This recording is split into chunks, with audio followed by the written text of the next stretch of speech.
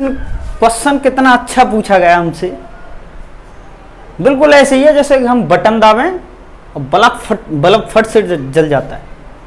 1 second में button दाबो, switch on off, bulb पंखे 1 सेकंड में ही चल जाते, 1 सेकंड से पहले ही चल जाते हैं।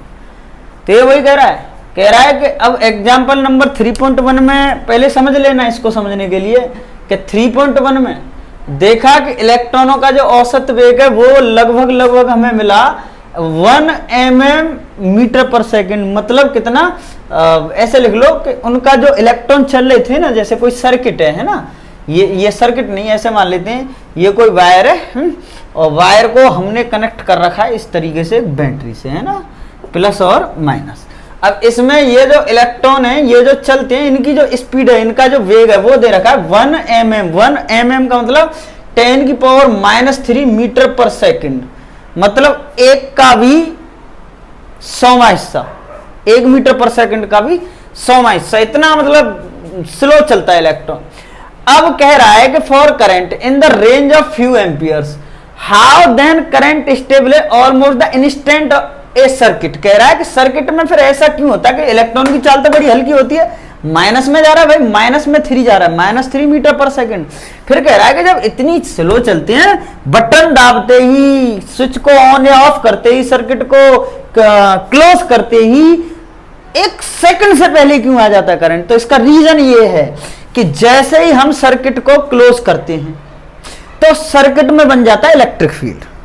मतलब रीजन सुने, क्या है कि तुमने सर्किट को किया क्लोज, सर्किट को क्या किया, सर्किट को किया क्लोज, मतलब परपथ को आप लोगों ने किया बंद। परपथ को जैसे ही तुम लोगों ने किया बंद, बंद का मतलब क्या है कि ऐसे होता है कि एक तार यहां था, एक मतलब तार मतलब वायर, एक वायर इधर था, एक वायर इधर था। जैसे ही आपने इसको क्लोज किया, ये इससे टच हुआ, तुरंत ही करंट चल गया, ठीक है ना। और जैसे ही करंट चलेगा तो सर्किट, जैसे ही सर्किट को करते हैं हम क्लोज, तो उसमें बन जाता है इलेक्ट्रिक फील्ड। क्या बन जाता है, विद्युत क्षेत्र। और वो जो विद्युत क्षेत्र है, ये जो इलेक्ट्रिक फील्ड इसके अंदर बना है, समझ रहे हो ना, ये जो विद्युत क्षेत्र इसके अंदर बना है वो इतनी स्पीड से फैलता है। कितनी स्पीड से फैलता है ये लिखा हुआ भी है, उसमें जाके देख लेना कि ये स्पीड ऑफ लाइट से फैलता है, स्पीड ऑफ लाइट से फैलता है। मतलब जानते हो, हाँ, प्रकाश की चाल से, प्रकाश की चाल। और प्रकाश की चाल कितनी होती है वो हम लोगों को मालूम है, 3 × 10⁻⁻⁻ मीटर पर सेकंड।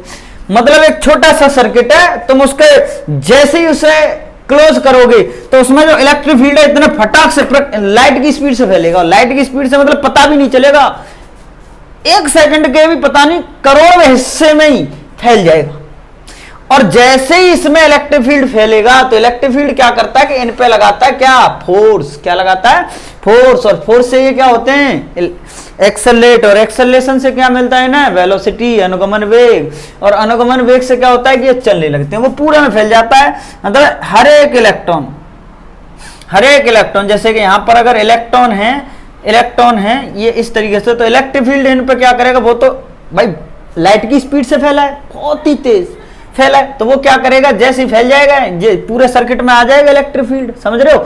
तो वो इन पे क्या लगाना शुरू कर देगा, फोर्स लगाना शुरू कर देगा। क्योंकि कोई भी चार्ज अगर इलेक्ट्रिक फील्ड में रखा है तो उस पर फोर्स लगता है F = QE, इससे फोर्स लगता है ना, ये फोर्स लगता है। और फोर्स लगता है तो F = होता है ma, और ma = QE, तो वो एक्सेलरेट हो जाना शुरू हो जाता है QE/m। तो ये वजह होती है कि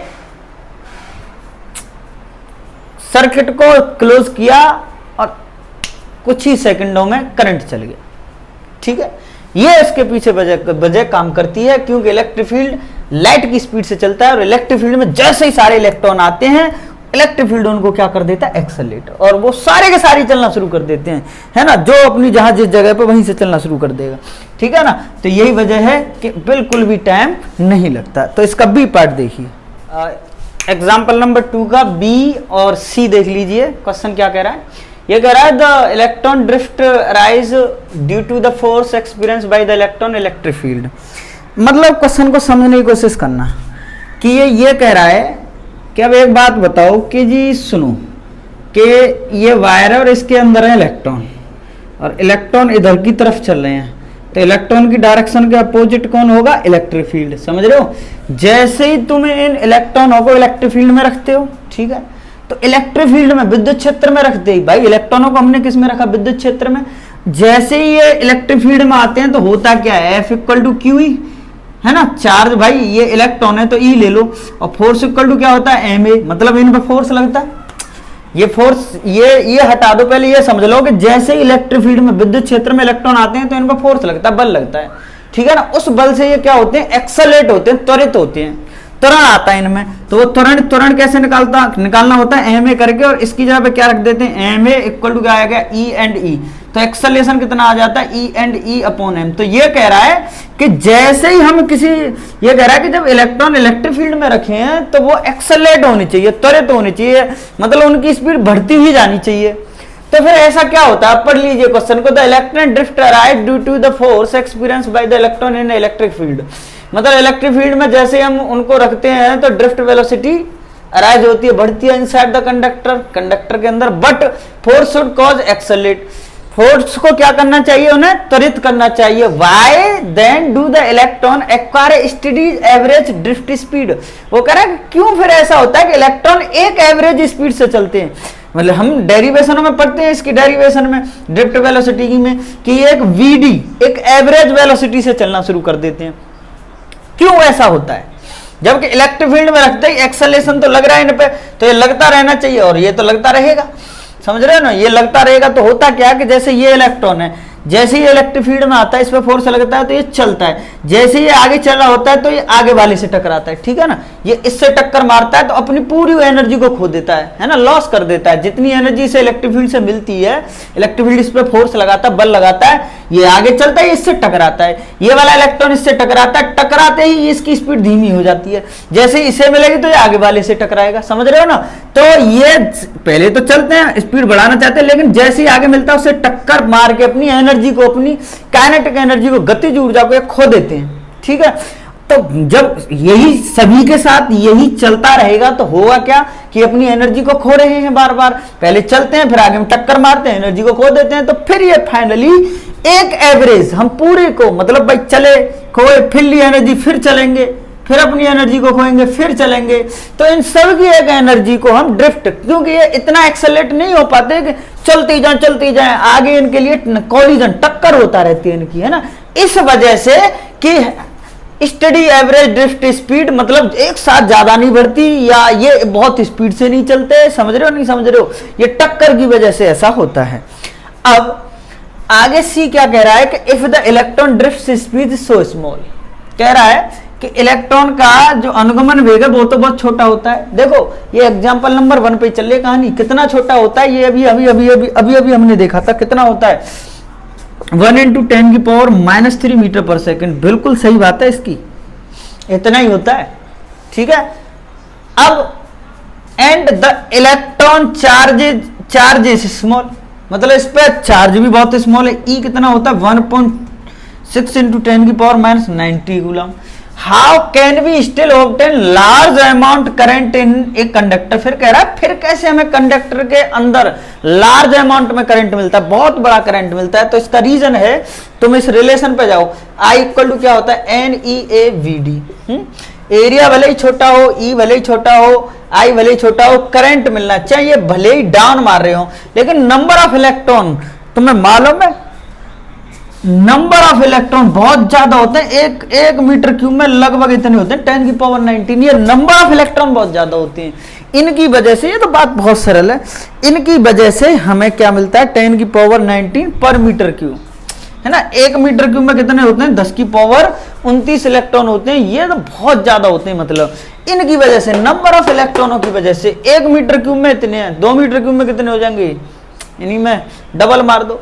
तो ये वाला मैटर होता है कि इसमें किसी भी चीज में नंबर ऑफ इलेक्ट्रॉनों की वजह से, चाहे एवरेज स्पीड कुछ भी आ रही हो, ड्रिफ्ट वेलोसिटी कुछ भी आ रही हो, अनुगमन वेग या करंट भी कुछ आ रहा हो, तो उससे कोई फर्क नहीं पड़ता, नंबर ऑफ इलेक्ट्रॉन बहुत। देखिए आगे का क्वेश्चन, ये क्वेश्चन नंबर डी क्या कह रहा है हमसे, कह रहा है ऐसे समझ लो कि ये वही कंडक्टर वायर ले लिया है, कह रहा है कि एक इलेक्ट्रॉन जो है मेटल में हाई पोटेंशियल से, सॉरी लो पोटेंशियल से हाई पोटेंशियल की तरफ जा रहा है। तो कह रहा है डज इट मीन, इस बात का क्या मतलब है कि that all of free electron of the metal are moving in the same direction, कि भाई वो सारे के सारे एक ही डायरेक्शन में क्यों जाते हैं। जब कि हमें ऐसा भी पढ़ाया जाता है ना, थ्योरी पढ़ते टाइम थोड़ी बातें थोड़े कंफ्यूजन पैदा होते हैं कि जो इलेक्ट्रॉन है, जैसे ये मान लो ये इलेक्ट्रॉन है ना, ये इलेक्ट्रॉन ये जिगजैग पाथ पे टेढ़ा मेढ़ा भी चलता है, ये टेढ़ा मेढ़ा भी चलता है, कभी इधर से इसका पाथ कुछ ऐसे करके होता है, इस तरीके से चल रहा होता है।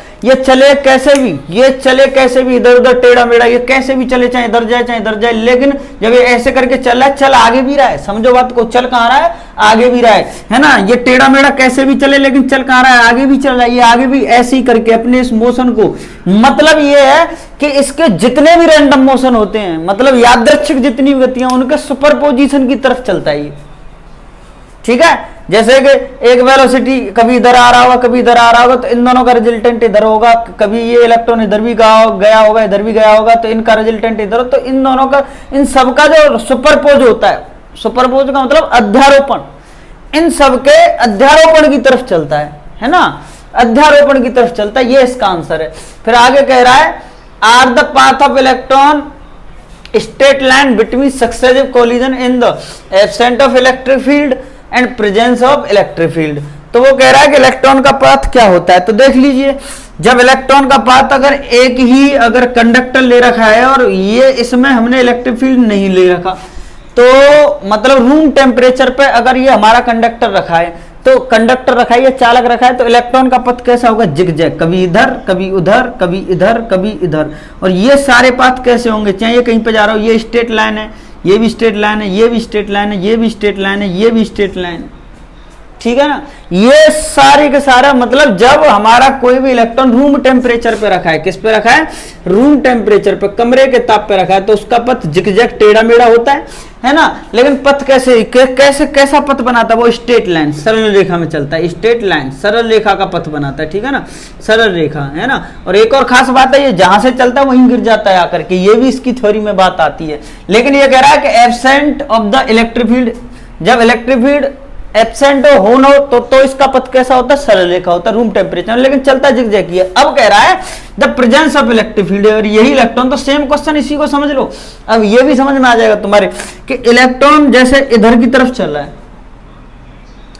इलेक्ट्रॉन की गति तो रैंडम एक बार इधर भी होगी, मोशन इधर जाने की कोशिश कर रहा हो, लेकिन इसे फोर्स इधर लाने की कोशिश कर रहा होगा, ठीक है ना। क्योंकि भाई इलेक्ट्रिक फील्ड में आते ही फोर्स लगना शुरू करता है, और फोर्स की वजह से वो टेढ़ा मेढ़ा कहीं पे भी जा सकता है, कहीं पे भी, चारों तरफ जिगजैग मोशन करता है वो इलेक्ट्रॉन। जब चारों तरफ जिगजैग मोशन करता है इलेक्ट्रॉन, जैसे इलेक्ट्रॉन है कि इलेक्ट्रॉन के इधर की तरफ जा रहा है, इलेक्ट्रॉन पे इधर की तरफ लग रहा है, तो फोर्स इस पे डेफिनेटली इधर भी लग रहा होगा, क्योंकि अगर जब ये इधर चल रहा है तो, है ना। तो इसीलिए यहां पे जो कैसे कहते हैं कि अब इसका पाथ कैसा होगा, तो पाथ इसका होता है कर्व टाइप में, कैसा होता है, कर्व टाइप में, वक्र के टाइप में, या पैराबोलिक भी कह सकते हैं, क्योंकि जा रहा होगा इधर, बल लगेगा इधर, तो इसमें जो पाथों का जो कर्व होता है वो कैसा रहता है, कर्व टाइप में, वक्र टाइप में होता है, ठीक है ना। चलिए आगे का एग्जाम्पल समझते हैं। इस चैप्टर का नाम है, इसका सबसे पहला एग्जाम्पल समझते हैं, एग्जाम्पल नंबर 3.1 को समझते हैं। सुनिएगा, ये एक कह रहा है, एग्जाम्पल कह रहा है कि कॉपर वायर है, ठीक है, एक कॉपर का वायर है, ठीक है। तो वो कह रहा है कि इसका जो क्षेत्रफल है वो तो है 1.0 10⁻⁷ मीटर क्यूब। ये इसका एरिया है, क्रॉस सेक्शन एरिया, अनुप्रस्थ का क्षेत्रफल, ये वाली जो जगह दिख रही है ना, ये एरिया इतना दिया है, ठीक है। कह रहा है कि इसके अंदर जो इलेक्ट्रॉन है, जो इलेक्ट्रॉन तो इधर चल रहे होंगे तो करंट इधर चल रहा होगा, इन इलेक्ट्रॉनों के चलने की वजह से जो करंट आया वो आया है 1.5 एम्पियर, है ना, ये करंट दिया गया है। फिर पूछा गया है हमसे कि ये जो इलेक्ट्रॉन चल रहे हैं तो ये एक वेलोसिटी से चलते हैं, उस वेलोसिटी का, उस वेग का, उस एवरेज वेलोसिटी का नाम होता है ड्रिफ्ट वेलोसिटी। तो वो ड्रिफ्ट वेलोसिटी हमें फाइंड करके बतानी है, तो हमें इसके अंदर से वीडी बतानी है, ठीक है।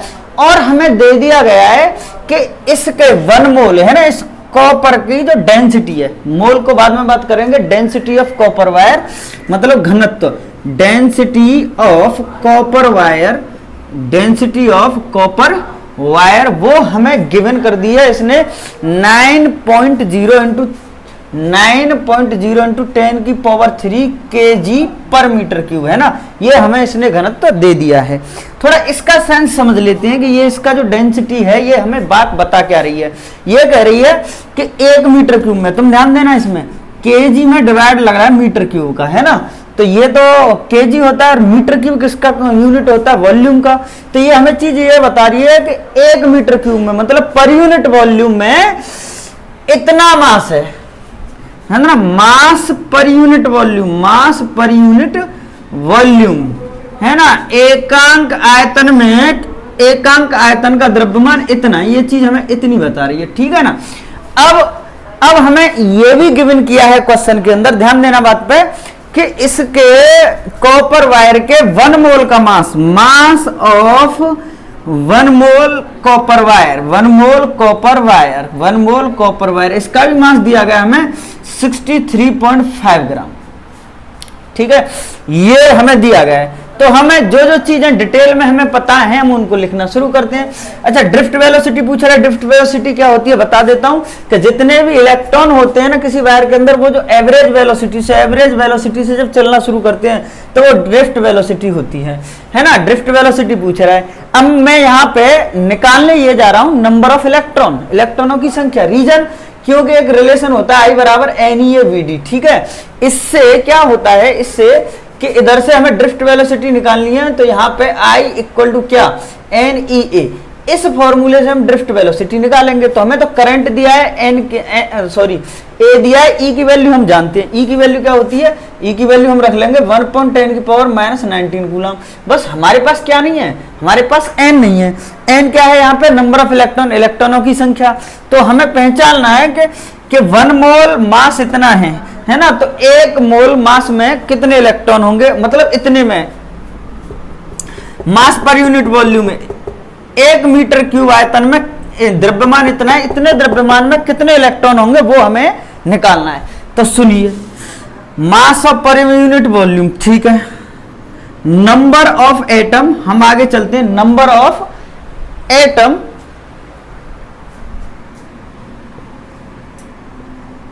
One mole of copper wire, वो होते हैं 6.0 इंटू 10 की पावर 23 मॉलिक्यूल्स, ठीक है ना, इतने होते हैं। 1 मोलों में अणुओं की संख्या इतनी है, ठीक है। अब कह रहा है कि मास ऑफ 1 मोल कॉपर वायर का इतना है, तो ये हमें खुद कह रहा है कि 1 मोल का द्रव्यमान इतना है, तो 1 मोल में अणु भी सेम रहेंगे, तो हम यहां पर रहेंगे 1 मोल, नंबर ऑफ एटम 1 मोल का, या ऐसे लिख लीजिए इसकी जगह पे 63.5 ग्राम। तो number of atom 60.35 gram of copper में इतने होंगे, ठीक है। क्यों लिख रहा हूं मैं ये चीज, क्योंकि 1 मोल कॉपर वायर का जो वेट है वो इतना है 63.5। अब number of atom 1 gram of copper wire, अगर 1 ग्राम कॉपर वायर में देखूंगा तो कितना आ जाएगा, इस चीज का मुझे इसमें क्या लगा देना, उठा के डिवाइड लगा देना है, 10 की पावर 23 कितना आ जाएगा 60.3 ग्राम, ठीक है ना।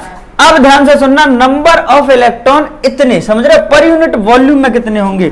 तो अब हम निकालते हैं नंबर ऑफ एटम कितने में भैया, 9.3 kg में कितने होंगे, तो हमें करना क्या, 6.10 की पावर 23 में डिवाइड लगा देना 3.5 ग्राम इंटू 10 कितने का 9 इंटू 10 की पावर 3 kg का, ओके।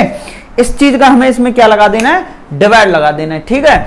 अच्छा, आगे की तरफ देखिए, इस चीज का हमें इसमें डिवाइड लगा देना है, तो कितने आ जाएंगे, नंबर ऑफ एटम इतने केजी में, मतलब पर यूनिट वॉल्यूम में कितने इलेक्ट्रॉन आ जाएंगे, वो यहां पर सॉल्व हो जाएगा। तो इसे सॉल्व करते हैं, इसको ग्राम को केजी को ग्राम में बदल लूं, तो इंटू 10 की पावर 3 का मल्टीप्लाई कर देंगे, ठीक है। तो ये कितना आ जाएगा, देखिए 6.0 इंटू 10 की पावर 23 और 10 की पावर ये कितना आ गया 9 इंटू 10 की पावर 6, है ना। नीचे किसका डिवाइड लग गया 33.5, मैंने ये ग्राम में बदल दिया, ऊपर वाला भी केजी, ये भी ग्राम से ग्राम हट जाएगा। तो 6.0 10 की पावर 23 और 6 कितना आ गया 29 इंटू में 9 और कितना ये 63.5। अब इसको कर देंगे 54 एंड 63.5 इंटू 10 की पावर 29, तो ये लगभग में आ जाता है 8.5 इंटू 10 की पावर 28, ठीक है ना, इतने मीटर माइनस क्यूब। तो नंबर ऑफ इलेक्ट्रॉन इतने आ जाते हैं। अब हमें क्या करना है कि हमें इस फॉर्मूले में नंबर ऑफ इलेक्ट्रॉन रख देने हैं और हम अपनी बात को जो ड्रिफ्ट वेलोसिटी है वो ला सकते हैं। अब फिर से एक और बार सुन लें कि ये हमें गिवन किया है कि डेंसिटी ऑफ कॉपर वायर की इतना है, घनत्व इतना है, मास पर यूनिट वॉल्यूम इतना हुआ इसके हिसाब से, क्योंकि केजी ऊपर है मीटर क्यूब नीचे है, तो केजी पर मीटर क्यूब मतलब 1 मीटर क्यूब का वजन 9 इंटू 10 की पावर 3 है, 9 इंटू 10 की पावर 3 है, ठीक है ना। अब मास ऑफ 1 मोल कॉपर वायर, ये भी हमें दिया है कि 1 मोल का वजन कितना है, इतना, और 1 मोल में होते हैं इतने मॉलिक्यूल, तो 63.5 ग्राम में भी इतने होंगे, क्योंकि 1 मोल कॉपर का जो मास है वो इतना है ना, 60.35 है। तो number of atom 60.35 gram of copper इतने होंगे। तो इसमें 1 ग्राम की बात कर रहे हैं, नंबर ऑफ एटम 1 ग्राम में, तो इसका लग जाएगा इसमें डिवाइड, ठीक है। और फिर 1 ग्राम में अगर इतने एटम हैं तो 9 इंटू 10 की पावर 3 ग्राम में कितने एटम होंगे, तो हमें इस चीज का क्या कर देना है, मल्टीप्लाई। तो इतना हम पर नंबर ऑफ इलेक्ट्रॉन निकल करके आ गया। मैं ये सारी चीजें हटाता हूं, आप देख लेना इसे अच्छे से, ये साइड में हट रहा हूं मैं, है ना। अब मैं ये हटा देता हूं, आगे की तरफ देखिए। इसके बाद जब हमारे पास सारी चीजें आ गई तो हम ड्रिफ्ट वेलोसिटी निकाल सकते हैं। ड्रिफ्ट वेलोसिटी दे रखी है कितनी, आई कितना है 1.5, ठीक है, और एन कितना है 8.5 इंटू 10 की पावर 28, ई कितना है 1.6 इंटू 10 की पावर -19 इंटू एरिया कितना, एरिया 1.0 इंटू 10 की पावर -7, ठीक। सॉल्व कर लेते हैं, ये देखो कितना आ जाएगा 90 नेगेटिव नेगेटिव -19 -7, तो ये हो जाएगा -26। तो पहले पावरों को ही सॉल्व कर लेते हैं। तो 1.5 अपॉन 8.5 10 की पावर 28 इंटू 1.6 इंटू 10 की पावर कितना आ गया -26। अब इससे ये हटाएंगे तो कितना आ जाएगा 1.5 8.5 इंटू 1.6 इंटू 8.5 1.6 इंटू 10 की पावर 2 आ गया, ठीक है। इसको जब फाइनल इन तीनों को, ये देखो पावर ऊपर जाएगी तो नेगेटिव हो जाएगी, तो इनको जब सॉल्व करते हैं तो ये 0.11 इंटू 10 की पावर 0.1 इंटू 10 की पावर -2 लगभग ये आ जाता है। तो 1.1, तो इसको ऐसे लिख लेते हैं इसको 11 इंटू 10 की पावर -4, क्योंकि डेसिमल के बाद यहाँ दो डिजिट आ रहे हैं, तो यहाँ पावर उतनी ही नेगेटिव की ऐड हो जाती हैं। तो इसको लिख सकते हैं फाइनली 1.1 -3 मीटर पर सेकेंड। तो जो हमारे इलेक्ट्रॉन हैं इनकी जो एवरेज वेलोसिटी है, जो एवरेज ड्रिफ्ट वेलोसिटी है, वो ये होगी, ठीक है ना। अच्छा, आगे इसी का सेकंड पार्ट डिस्कस